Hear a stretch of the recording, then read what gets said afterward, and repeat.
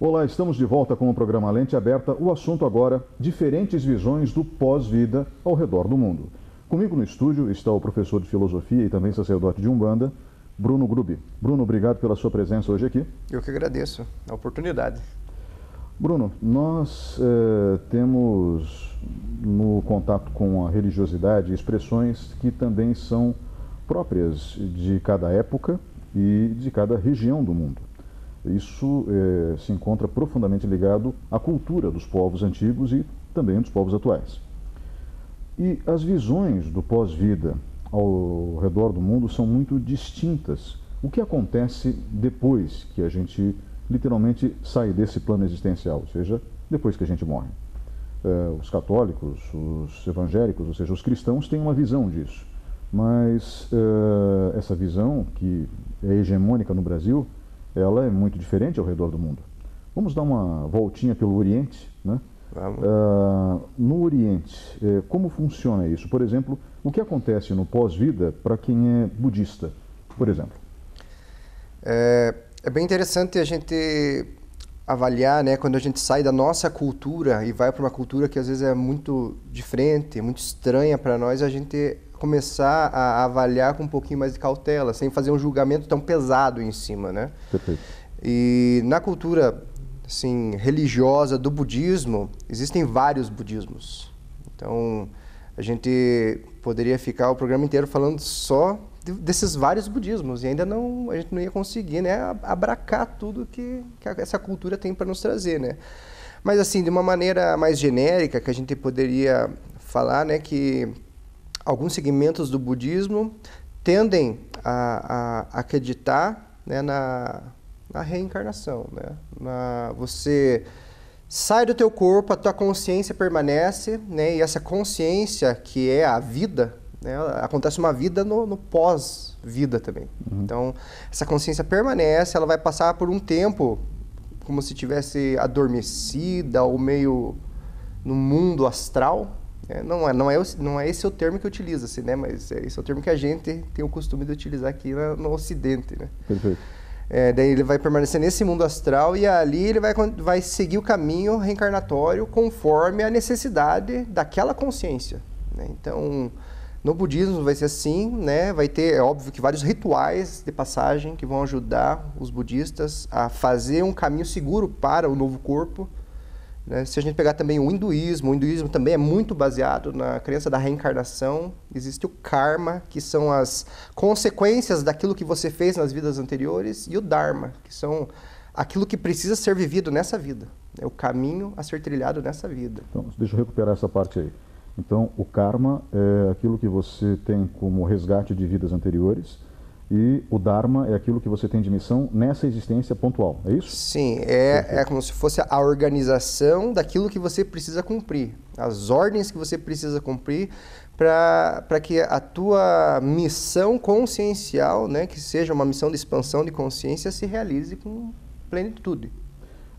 Um detalhe interessante, quando nós saímos desse plano e vamos para o outro plano, tanto no budismo quanto no hinduísmo, que você acaba de mencionar, nós temos ali um paraíso, um ambiente com espíritos mais evoluídos, eu imagino, e espíritos em trabalho de evolução. Esses espíritos em trabalho de evolução é que necessitam da reencarnação, é isso? Existem várias possibilidades, né? A gente querer fechar como se fosse uma ciência, tudo delimitado, é difícil, porque é muito mais amplo do que a gente imagina. Mas, assim, pelos estudos que a gente tem, é milênios, né? Milênios de sacerdotes, milênios de escritos, principalmente no hinduísmo, que tem uma cultura escrita muito forte, uma tradição escrita muito forte, né? E esses mundos espirituais que existem, e essas entidades, os seres que habitam esses mundos, varia o nível de grau de consciência desses seres. Então, vai ter seres que nunca mais vão reencarnar, que já transcenderam a necessidade dessa expansão de consciência aqui da nossa realidade da Terra. E tem também os seres que estão galgando essa evolução, né, essa ampliação. A gente fala evolução, a gente pensa que é linear, né? Mas a gente vê pelos ciclos que as coisas não são tão linha reta, as coisas vão acontecendo dando voltas. Então, aquilo que você passou e você conseguiu superar, né? Tranquilo. Se você passar de volta, você já tem a experiência. Mas se você passou e não conseguiu, vai ter que ficar tropeçando até passar. Tem uma linha religiosa muito popular no Oriente, que é o taoísmo, e no Japão, uma em particular, que é o shintoísmo. Nessas culturas também existe a reencarnação, e o mundo espiritual, pelo que eu posso entender, é parecido até agora nessas culturas do Oriente com o nosso mundo físico, ou seja, existem casas, rios, florestas nesse mundo espiritual? De acordo com essas tradições, né? Sim, vamos primeiro pegar o taoísmo ali. No taoísmo, pelo menos assim, nesses conhecimentos que a gente tem mais acesso, porque daí tem aqueles conhecimentos que são mais internos da religião que a gente não tem acesso, né? Quando você não pertence àquela cultura, ainda mais vindo de longe, né? Que a gente está do outro lado do mundo. Claro, entendo. Mas o que a gente tem acesso, né? Que é o Tao Te Ching, ou Tao Te Ching, como alguns falam, que são os livros escritos, né? Pelo fundador da religião, que é o Lao Tse. Não deixa claro se existe ou não um mundo, uma organização de uma maneira que a gente possa entender. Claro, né? O que deixa assim, mais ou menos claro, porque são vários poemas, né, em forma de paradoxos. Então não fica muito claro. É meio intuitivo. Quando você lê, você entende alguma coisa no teu sentimento, mas você não sabe o que é. Então, esse mundo espiritual no taoísmo é assim também, é o Tao, é o caminho, né? Se você está vivo ou se você morreu e a tua consciência está numa outra fase, né, você tem que aprender a se virar nessa realidade. Então, você tem que estar, né, muito presente em si mesmo para que você tenha a autenticidade necessária para resolver aquilo que você precisa, né? Eu sei que no shintoísmo, no Japão, eles cultuam muito os ancestrais, né? Não sei se existe também shintoístas no continente, ou seja, na China, na Ásia, em si, na Ásia continental, né? Porque o Japão é uma ilha, né? Um conjunto de ilhas, aliás. Mas no caso do shintoísmo, se existe essa tradição de cultuar os ancestrais, é porque eles permanecem no mundo astral pelo menos durante um bom tempo. Não sei se existe reencarnação no shintoísmo, existe? O shintoísmo é interessante, né? Porque eles cultuam essas entidades, esses seres sagrados, que são os kamis, ou kamis, né? Eles consideram, assim, pode ser uma criatura sobrenatural específica ou pode ser uma criatura, ou todo, né? Então, o kami, as forças divinas, elas estão... E se a gente pegar assim, apesar da distância que existe entre aqui a América, toda a América e lá, a questão do grande espírito que tem nos povos aqui da América lembra um pouquinho, né, essa questão de vinculação consciencial com a natureza, com os seus antepassados, com a terra onde você está ali, que os teus antepassados foram enterrados, né? O sangue que corre na terra é a água, que o sangue dos teus antepassados também está ali. Então, me parece, às vezes, que vai um pouquinho além da proposta da reencarnação. Porque você está presente, mesmo que depois que você passa dessa para melhor ou para pior, você continua presente na natureza. Entendo. Você faz parte do mundo como um todo, mas no universo espiritual daí. Essa divisão entre espiritual e material, às vezes, não é tão clara dentro em algumas religiões. É uma coisa que está junto. Vamos só fechar essa voltinha, né?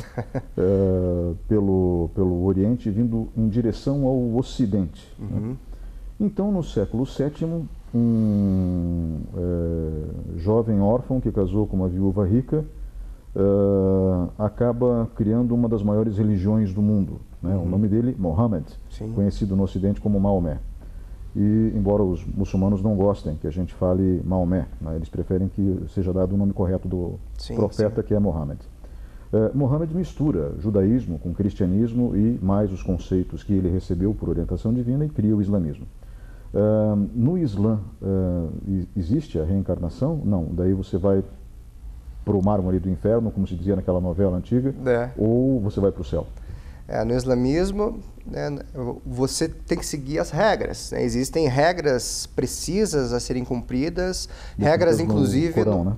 Sim, no Alcorão. Regras precisas que detalham, né, coisas do teu cotidiano, do teu dia a dia, que você tem que prestar atenção, você tem que fazer as orações 5 vezes por dia, tem várias coisas, né? A gente às vezes pensa só nessa questão mais sagrada, mas tem questões do dia a dia, de práticas que você precisa realizar ali, né? Por exemplo, você vai mexer no Alcorão, tem que lavar a mão, tem que ser com a mão certa e tudo mais, sabe? Então, não tem pode detalhes. esquecer das rezas 5 vezes ao dia. Sim, tem as rezas, tem a ida que você tem que fazer a Meca pelo menos uma vez na vida.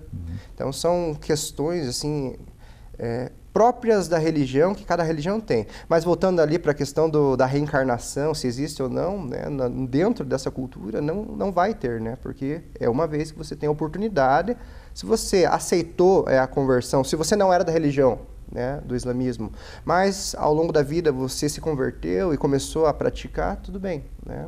Se não, né, você não tem a possibilidade de ir e desfrutar de todas as benesses que tem no paraíso, né? Casas virgens, né, os milhares de servos, empregados, os palácios. Pois é, essa é uma questão interessante, né? O homem o homem bom dentro dos conceitos do Islã, que morre, então ele vai para o paraíso, e no paraíso, se eu não me engano, ele tem direito a 72 virgens e, como você mesmo disse, milhares de servos em palácios.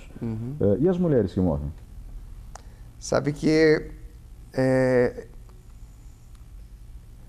eu nunca cheguei a ir muito mais a fundo nessas questões, né, do islamismo. Eu dei uma pesquisada, assim, porque naquela época da novela que passava, Sim, a gente ficava curioso, né, para saber mais ou menos como que funcionavam as coisas.